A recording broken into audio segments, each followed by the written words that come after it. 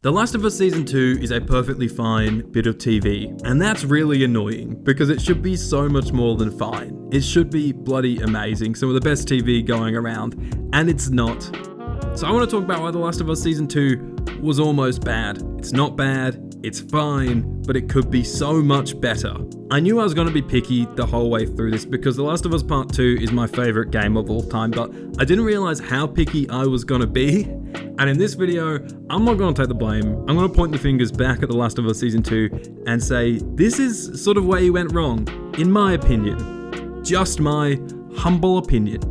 I think it comes down to two main things. A, the type of adaptation that it is, and B, the fact that I felt like they completely fundamentally got Ellie's character wrong and the whole character arc that she was on wrong. I will talk about both of those in just a second. But in the meantime, please do consider subscribing. My name's Aidan. I like to talk about movies and TV here on youtube.com. I will make more content if you subscribe, I promise. And like the video too, if you like. I don't like being a negative Nelly all the time, so let's talk about some good. Joel. I actually think I preferred Pedro's performance in Season 2 over his performance in Season 1, especially come that final scene in Episode 6. It was heartbreaking. I was tearing up.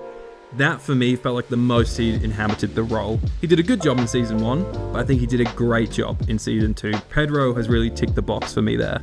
And on that note, I think Episode 6 is pretty much perfect. I didn't love a couple of the narrative decisions they made, but I think upon the whole, it was great TV, and the changes they made had a purpose, and I can see why they made those changes. They justified themselves, so I was happy enough with the changes they made. And most importantly, like I said, the episode left me a mess afterwards, and The Last of Us should make me sad. I want to be sad. Playing The Last of Us Part 2 is just like torture, emotional torture, and I love it. What is wrong with me? Another big thing that I really liked about The Last of Us Season 2 is that the infected felt genuinely scary. I never felt that in Season 1, but Season 2 did have a few scenes where I was like, oh, these guys, they're a little bit spooky, especially when they got to Seattle, which was, I think, another big perk of Season 2. That first episode when they're in Seattle and everything is just going on, I kind of loved how it was just crazy. There was just so much happening and you feel stress. It's a constant situation of coming out of the frying pan and into the fryer. Seattle felt dangerous, and that's such a big part of The Last of Us Part 2. Seattle, the location, it has to feel dangerous. I also really liked Tommy and Dina. Tommy, I think, is so well cast, and I really want to see more of him. I'm sure we will in Season 3. And Dina is definitely a very different casting choice, I think, than the game, but I think she's the right choice for the version of Ellie that Bella Ramsey is presenting. They're fun together. They are fun. If it was an early 2000s Disney show. Anyways, let's get on to the bad. I hate being negative, but I'm going to be negative for the rest of the video, so sorry. Like I said, a big thing for me was the type of adaptation that it is. So Season 1 is sort of the same story as the game. In fact, it's pretty much the exact same story from the game, but you see it constantly through different people's perspectives, through different lenses. And that kind of storytelling means that as a viewer and someone that has taken in both the game and the TV show multiple times, it allows for less comparison. Seeing Bill's town through Bill's eyes versus through Joel and Ellie's, you're not constantly comparing the two because they're very different stories. They both serve the same narrative purpose and push the story forward in their own ways, but they're so different that you're kind of a bit silly to compare them. And then any of the times that the show went very close to the game, it was very accurate and very faithful, and it felt like they did a really good job at doing that. And so the mix of these different perspectives and also being accurate when it needed to be made Season 1 stand on its own feet. I seriously enjoy both of them in their own right. The game will always have the number one spot in my heart, but I think sometimes I'll be in the mood to watch the TV show, sometimes I'll be in the mood to play the game, and that's a testament to how well they told the story and how different yet faithfully they told the story in the TV show. But then we get to Season 2, which is the exact same story as the game, told pretty much exactly the same way the game is told, except a hell of a lot more rushed because they don't have as much time to do so. And naturally with that, you are comparing it more, and that's why I'm so picky with it, because every scene, there's an alternate version of that scene in the game. And quite often I'm sat there going, oh, they changed that little thing about this scene, and it worked so much better in the game. Everything about The Last of Us Season 2 is the same as the game, just a little bit less good, and I think that's summed up perfectly by the 4K cover. It is the same as the original PS4 cover, just it doesn't have that emotion, it doesn't have that grip behind it. It's just, I just feel like that just perfectly sums up my problem with this season. It did attempt to explore some side characters a little bit more. I feel like because Season 1 did that so well, they tried to bring that a bit into Season 2, but these attempts, for example with Isaac, they're so fleeting and end up feeling a little bit out of place, and then by the time that character comes back up in a couple more episodes time, you kind of don't remember anything that they told you a few episodes ago. They feel really redundant and, like I said, really out of place in this narrative. These characters are never given the time to explore depth in the way that they were in Season 1, which is a massive shame. Like I said, Bill, in the game, he has a lot of depth to him with his small amount of screen time. He has a lot of depth, but then in the TV show, they add all new layers to him, and they do that through spending more time with him in a way that's different than they do in the game, and none of that at all is present in The Last of Us Season 2. And here's the big thing, the thing that really frustrates me, because Ellie is one of my all-time favorite characters of everything.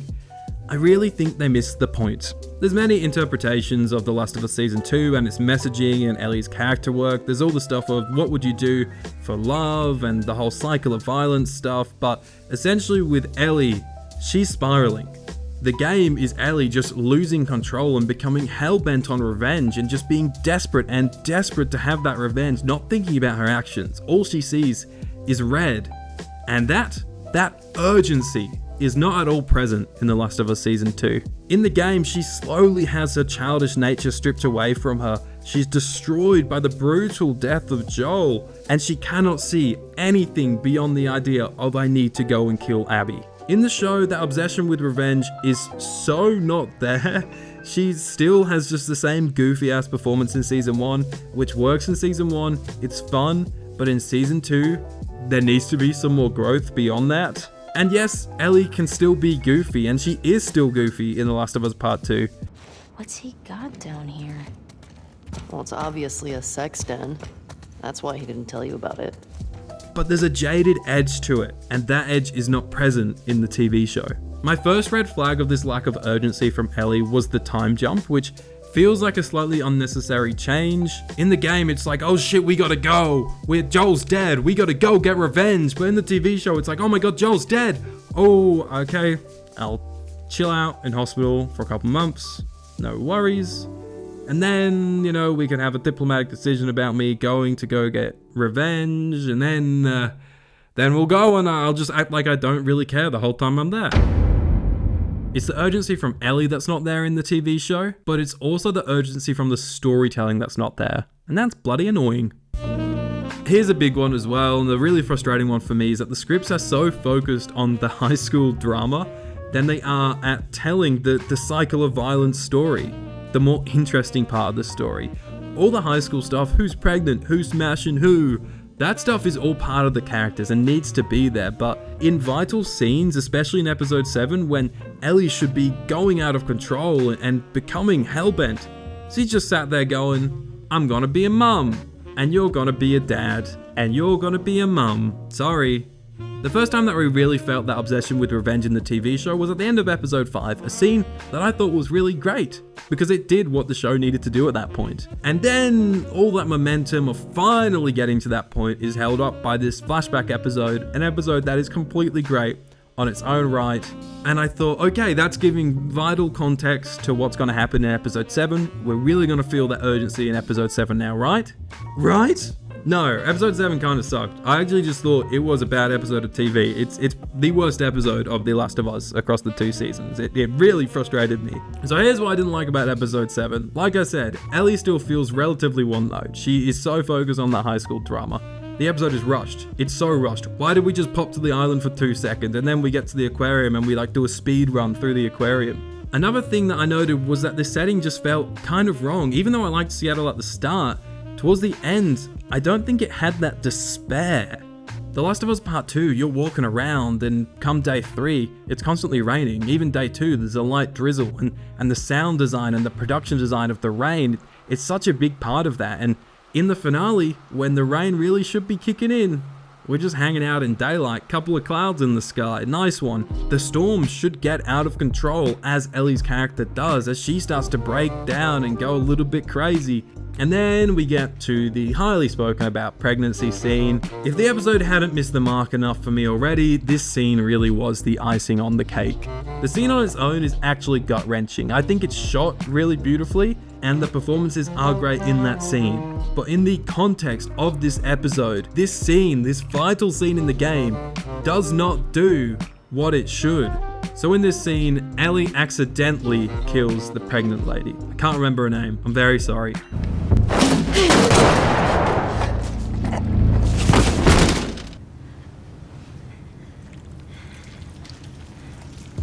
Whereas in the game, it is a decision, and the accident comes from not knowing that she is pregnant.